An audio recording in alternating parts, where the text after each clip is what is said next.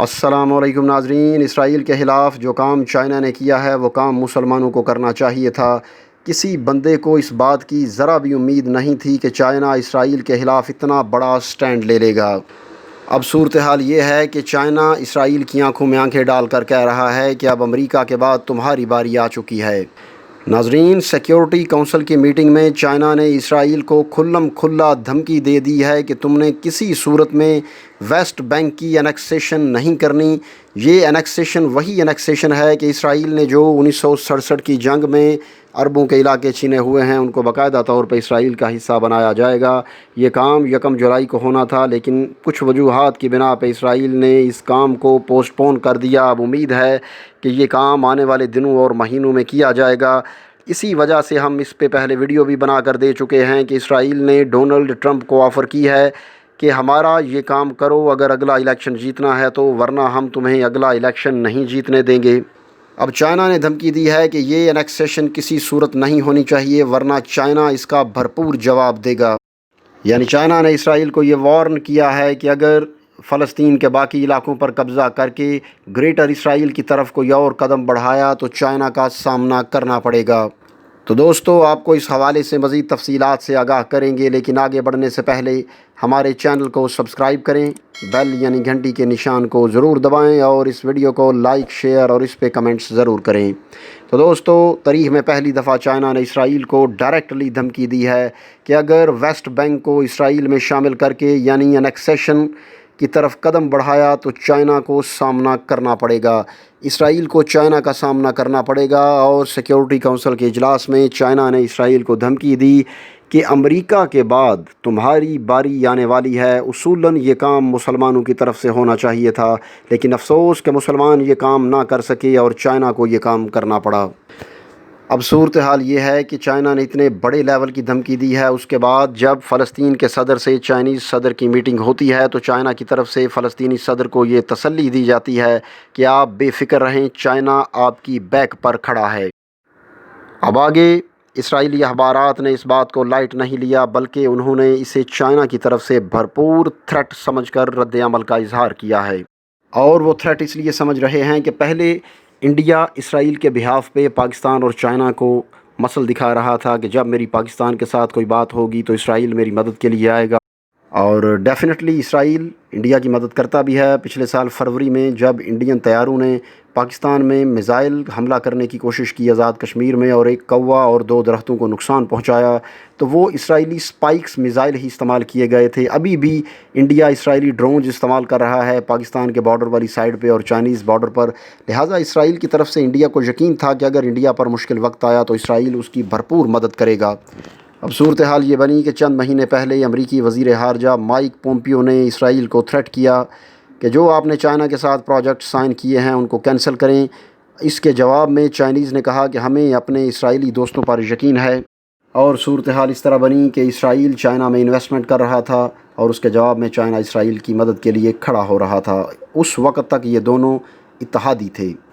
اب چونکہ امریکی دباؤ پر اسرائیل نے تمام انویسٹمنٹ اور پروجیکٹس جو ہیں یا تو کینسل کر دیے ہیں یا انویسٹمنٹ واپس لے لی ہے چائنا سے، لہٰذا اب چائنا کو نظر آ رہا ہے کہ اسرائیل چائنا کے خلاف انڈیا کی بھرپور مدد کر رہا ہے۔ جو ڈرونز لداخ پر لگے ہیں وہ بھی اسرائیلی ساختہ ہیں، اور ان ڈرونز کو تل ابیب سے اسرائیلی ماہرین کنٹرول کر رہے ہیں۔ لہٰذا اب چائنا اسرائیل کے خلاف بھی کھل کر آ گیا ہے اور انڈیا کو ایک پیغام دیا ہے کہ تمہارے مائی باپ چاہے وہ اسرائیل ہو یا امریکہ ہو، ہم ان میں سے کسی کو سپیئر نہیں کریں گے۔ اب اسرائیل کے ساتھ معاملات ختم ہونے کے بعد چائنا نے ایران کے سر پر ہاتھ رکھا اور ایران کو انڈیا کی اصل و رسوخ سے باہر نکالا۔ سب سے پہلے ایران سے انہوں نے تمام قسم کی انڈین سرمایہ کاری واپس کروائی، اور اب ایران میں $400 ارب کی ڈیل فائنل کرنے جا رہے ہیں۔ اب اس دھمکی کے ساتھ انہوں نے ایران کو ایک اور پیغام دیا ہے کہ ہم نے اسرائیل کو دھمکی دی ہے، اس کا مطلب یہ ہے کہ اسرائیل اگر ایران کا دشمن ہے تو اب وہ چائنا کا بھی دشمن ہے۔ یعنی وہ جو بلاک بن رہے ہیں یا جو صف آرائی ہو رہی ہے، صف بندی ہو رہی ہے جنگ کے لیے کہ چائنا کے بلاک میں پاکستان جائے گا، ایران جائے گا اور دوسرے ممالک ہوں گے، یہ صف بندی ہو رہی ہے۔ دوسری طرف امریکہ کے بلاک میں انڈیا اور اسرائیل ان کے ساتھ ہے۔ اب یہ ملک ایک دوسرے کے ساتھ، دوسرے بلاک والے ممالک کے ساتھ رابطے محدود کر رہے ہیں اور آپس میں رابطے بڑھاتے چلے جائیں گے۔ آنے والے دنوں میں آپ دیکھیے گا کہ چینی بلاک کے ممالک آپس میں سرمایہ کاری اور اسی طرح کے دوسرے معاہدے بڑھاتے جائیں گے، اور دوسری طرف امریکی بلاک کے ممالک کے ساتھ رابطے مختصر کرتے چلے جائیں گے۔ اب اسرائیل اور بیت المقدس اور انیکسیشن کے معاملات پر کوئی مسلمان ملک نہیں بولا، حالانکہ پاکستان بھی بزدلی کی وجہ سے چپ ہے، لیکن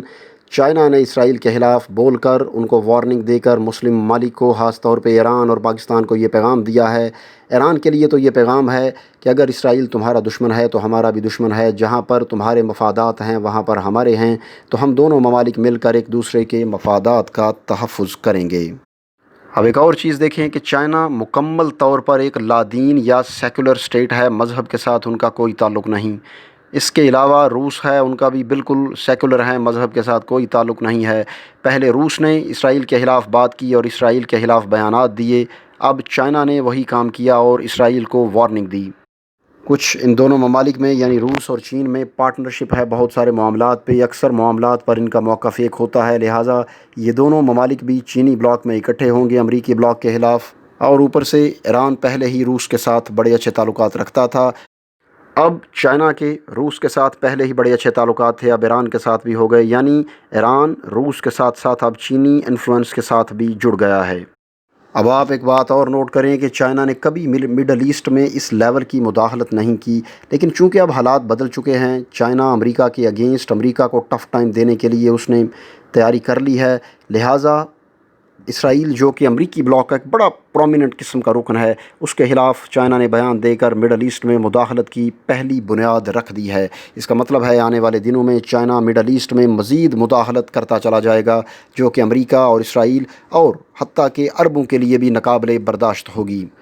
اس کے علاوہ چائنا اور اسرائیل کی مخالفت اور مخاصمت جو شروع ہوئی ہے، اس کی ایک وجہ ہے بینکنگ سسٹم، جو چائنا نیا بینکنگ سسٹم لے کر آ رہا ہے، وہ اسرائیلی مفادات کے خلاف ہے، کیونکہ پوری دنیا کے بینکنگ سسٹم پر یہودیوں کا یعنی اسرائیلیوں کا کنٹرول ہے، اور ان کو یہ گوارا نہیں کہ چائنا نیا بینکنگ سسٹم انٹروڈیوس کروائے اور دنیا کا مالی نظام یہودیوں کے ہاتھ سے نکل جائے۔ اب چائنا ایک اپنا مالیاتی نظام لانچ کر رہا ہے جسے ڈیجیٹل یوان کا نظام کہا جاتا ہے۔ اس پہ ہم نے چند دن پہلے آپ کو ویڈیو بنا کر بھی دی تھی۔ اگر یہ ہو جاتا ہے تو ڈالر کی کمر ٹوٹ جائے گی اور ڈالر امریکہ تک محدود ہو کر رہ جائے گا، ڈالر انٹرنیشنل کرنسی نہیں رہ جائے گی۔ اس کام کے لیے چائنا نے اگلا سٹیپ یہ کیا ہے کہ وہ عربوں کو ساتھ ملانے جا رہے ہیں اور عربوں کو آفرز دے رہے ہیں کہ آپ اپنا تیل امریکی ڈالر میں نہ بیچیں، یعنی پچھلے 50 سال سے دنیا پہ جو پیٹرو ڈالر کی حکمرانی ہے، چین نے اس کو توڑنے کے لیے کام شروع کر دیا ہے۔ اب یہ ڈیپینڈ کرتا ہے کہ عرب چین کو کیا جواب دیتے ہیں۔ امید تو یہی ہے کہ وہ امریکہ کے ساتھ جائیں گے، لیکن اگر وہ جرأت دکھا کر امریکی ڈالر کے خلاف چلے جاتے ہیں تو پھر امریکی ڈالر کو منہ کے بل گرنے سے کوئی نہیں روک سکتا۔ اب آج روسی میڈیا کی خبر ہے جس میں وہ کہتے ہیں کہ "The world is going back to a gold standard is the US dollar is about to collapse", یعنی دنیا واپس گولڈ سٹینڈرڈ کی طرف جا رہی ہے اور ڈالر جو ہے وہ کولیپس کرنے والا ہے۔ اور ڈالر کے کولیپس کرنے کا مطلب ہے دوسرے لفظوں میں کہ امریکہ کا کولیپس کرنا اور پوری دنیا کے بینکنگ سسٹم کا کولیپس کرنا۔ تو ناظرین، دنیا گولڈ کی طرف جائے یا ڈیجیٹل کرنسی کی طرف جائے، ڈیجیٹل یوان کی طرف، جو بھی ہو، اس کا مطلب اب واضح ہے کہ ڈالر کا وقت ختم ہو چکا ہے۔ اس حوالے سے چائنا نے اپنے ملک میں اور انٹرنیشنل کمیونٹی کو بھی وارن کر دیا ہے کہ ڈالر مستقبل میں زیادہ دیر تک نہیں چلے گا۔ اب چائنا نے اپنے حلیف ممالک جیسے شمالی کوریا وغیرہ سے رابطہ کر کے ان کو یہ کہنا شروع کر دیا۔ اپریل میں جب چائنا نے ڈیجیٹل یوان کو لانچ کیا تو چائنا نے ان ممالک سے کہنا شروع کیا کہ آپ تجارت کے لیے امریکی ڈالر کو چھوڑیں اور ڈیجیٹل یوان کو استعمال کرنا شروع کریں۔ یہ امریکہ کی تکلیف کی سب سے بڑی وجہ ہے، جس کی وجہ سے اپریل کے بعد پوری دنیا میں چینی اور امریکی ایک دوسرے کے سامنے آ گئے، کیونکہ اپریل میں جب چائنا نے ڈیجیٹل یوان انٹروڈیوس کروایا تو چینی مرکزی بینک کے جو پریزیڈنٹ تھے انہوں نے کہا کہ اب ہم بینکنگ کے ایک نئے لیول کی طرف جا رہے ہیں۔ اب اپریل میں جب چائنا نے دیکھا کہ ہم ایک ڈیجیٹل کرنسی انٹروڈیوس کروا چکے ہیں جو ڈالر کا آلٹرنیٹ بن جائے گی، تو انہوں نے ڈالر کی بجائے سونا خرید کر سٹاک کرنا شروع کر دیا۔ اس کے علاوہ چائنا نے اپنے تجارتی جو قریبی ان کے ممالک تھے ان کو کہنا شروع کر دیا کہ اگر آپ تجارت میں ڈالر کی بجائے چائنیز یوان یعنی ڈیجیٹل یوان ایکسیپٹ کریں گے تو ہم آپ کو ٹیرف آپ کا لو رکھیں گے۔ یعنی چائنا نے ان کو انسینٹیو دیا کہ وہ ڈالر کو چھوڑ کر ڈیجیٹل یوان پر کنورٹ کر جائیں۔ اب اسرائیل اور امریکہ کو ٹینشن یہ ہے کہ اگر چائنا کا ڈیجیٹل یوان دنیا میں چلنا شروع ہو گیا تو ڈالر کا کیا بنے گا، اور اسی وجہ سے امریکی اکانومی اور امریکی سپر پاور کا کیا بنے گا۔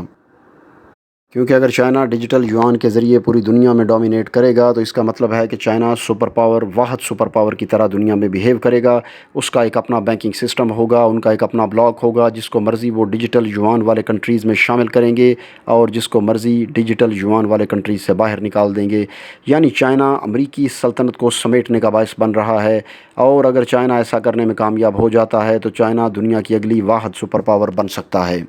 اور اس کا سب سے بڑا نقصان امریکہ کے بعد اگر کسی کو ہوگا تو وہ ہوگا اسرائیل کو، کیونکہ یہودیوں نے، اسرائیلیوں نے پوری دنیا کے بینکنگ سسٹم کو جکڑا ہوا ہے، اور اگر وہ بینکنگ سسٹم ختم ہو گیا تو جو کنٹرول یہودیوں کا ہے وہی کنٹرول دنیا کے اکنامک سسٹم پہ چائنیز کا بن جائے گا۔ اب اس تمام صورتحال میں چائنا پہلے صرف اکنامیکلی امریکہ اسرائیل کے خلاف تھا، لیکن اب اسرائیل کی انیکسیشن کے بھی چائنا خلاف ہو گیا ہے۔ اب دیکھنا یہ ہے کہ چائنا اسرائیل کو کس حد تک روک سکتا ہے اور اسرائیل چائنیز پریشر کے آگے کس حد تک سروائیو کر سکتا ہے۔ تو دوستو، ایوری ڈے ٹی وی کو سبسکرائب کریں،